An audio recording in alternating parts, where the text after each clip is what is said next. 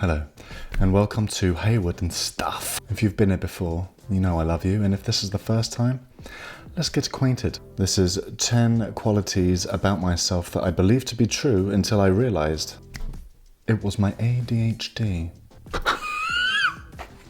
Being told that I'm reckless or irresponsible or careless. There was a point in my life where I'd been told this so many times that I actually believed that maybe I am just an irresponsible human. This, of course, is not true. The ADHD brain notoriously acts a bit selfish, and that's because we are continually being brought back to ourselves. It's where we live and we are stuck there. It can appear irresponsible if you forget things. It can appear irresponsible if you're not paying attention. It can appear careless as well if you're supposed to do things and you do them wrong or you misjudge something. These are not conscious efforts.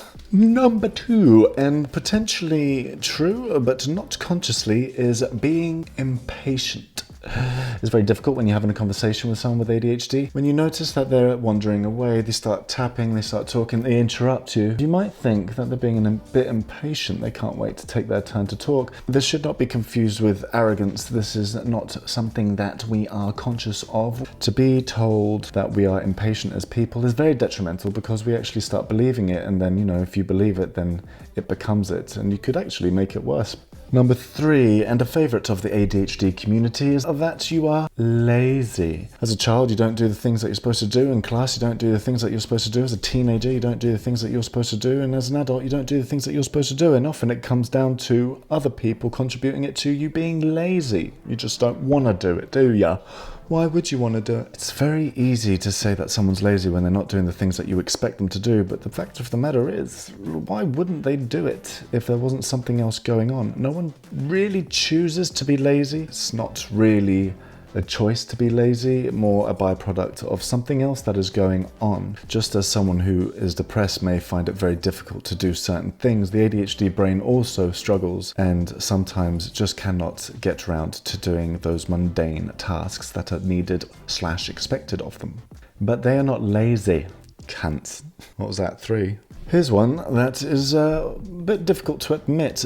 At one point believed that maybe I was just a bad person, and the reason for this is that after countless of failed relationships and friendships, on reflection I realized that the majority of the time these things ended, of course for a host of reasons, but at the core it was usually me. I was usually the toxic one, or I was the one that kind of ruffled the feathers, broke some eggs, crack the skin, shat on the bird, whatever expression you want to make up.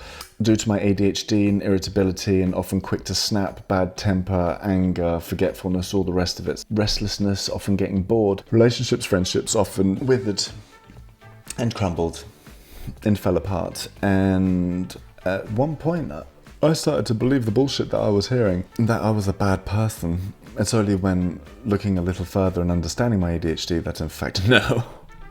Not a bad person, just a struggling brain. Number 5, that I'm greedy. As an ADHD brain, we are just a little bit below the dopamine requirements of an average happy human being. And so the need for these happy chemicals are always there. They're always at the forefront of our brain. When it comes to things like treats or food or anything that kind of gives you that hit, that boost, that happiness, can get quite impulsive and often put ourselves in front of whoever else is around, and we can come across as quite greedy.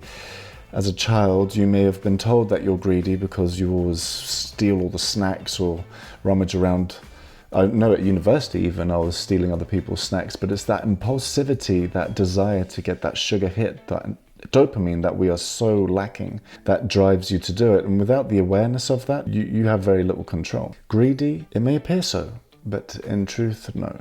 Just struggling brain. There's another one that takes me back on number 6. When you're at school, you may often have been told that you're not good enough or not smart enough. This should never be told to anyone, but it often is told to people with ADHD because they get put into the category of being stupid.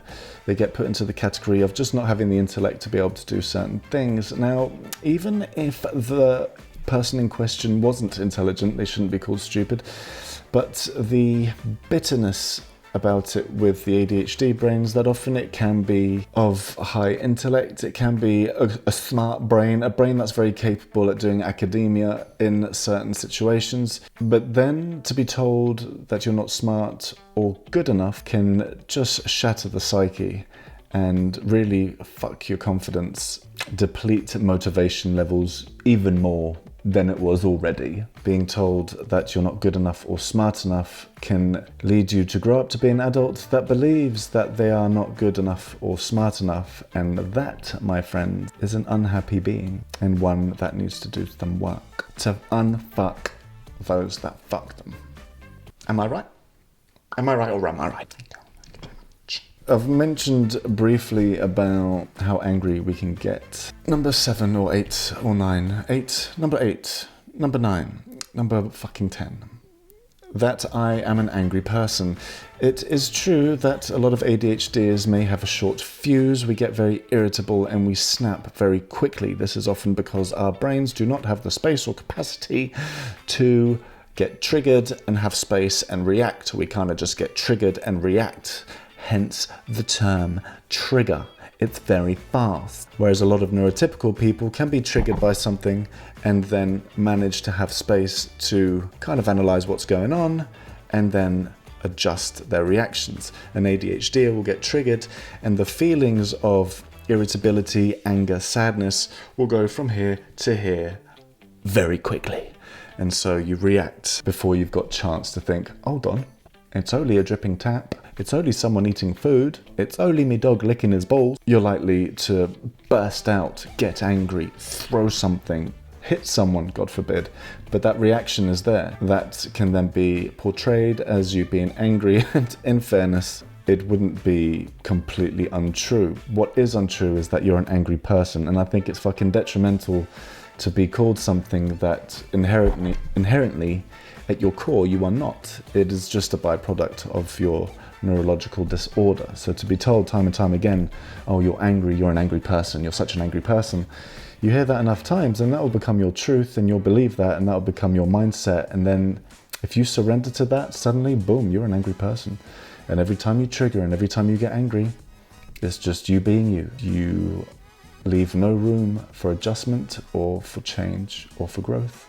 And that would be a shame. You've been called mad, insane, unstable or crazy because I was very hyperactive and I was very stupid, very loopy, but I'd been told a few times that I was a bit unstable. This is because of the erratic behaviors, the short-temperedness, the triggers, and the fluctuating moods. I could be one day very hyper and happy and the next day be completely flat, usually due to over social stimulation and just needing a break and a recharge of my energy. You know what it's like. But being told on top of that that you're mad or crazy, it can on some level make you question your own sanity. Am I crazy? Am I mad? It is difficult enough having these fluctuating moods and going from high to low day to day without being aware of what it could be, what it is, but then to have people call you mad or crazy or unstable. Am I going crazy? Am I going insane? What is life? And of course, maybe you are all those things, but to be told that in a negative context, detrimental, not good. Don't forget, there is such a stigma on mental health and sanity. To be called these things in a negative context only enforces the stigmas. And that in itself is a good enough reason why that shit should stop. Let alone if you have ADHD or not, really. Language is powerful. Rah! And the last one, because I can't remember how many I've done, is that you're a toxic person. What do I mean by toxic? Well, you know, as a lot of ADHDers, as I got into drugs and alcohol and risky behaviors. And not only did I thrive in these moments, because, you know, dopamine levels were, I would also encourage those around me to get involved.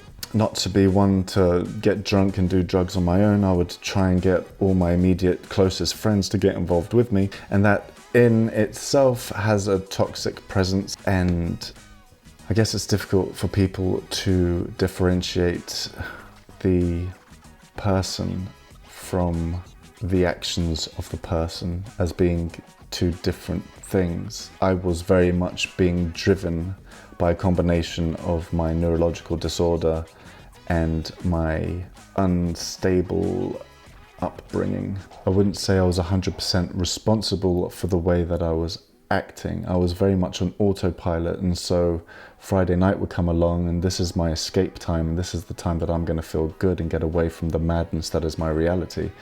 And so, you know, alcohol, drugs, but I don't want to do that alone. I want to share the experiences, and it would often come from a place of sheer excitement. You know, like when people talk about having an alcohol or drug problem, we often talk about it from the dark side, but the truth was, in the moment, I was having the best fucking time of my life, and I wanted to share those experiences. And let's not beat around the bush, like there's a reason why drugs are so addictive. It's because they feel fucking great.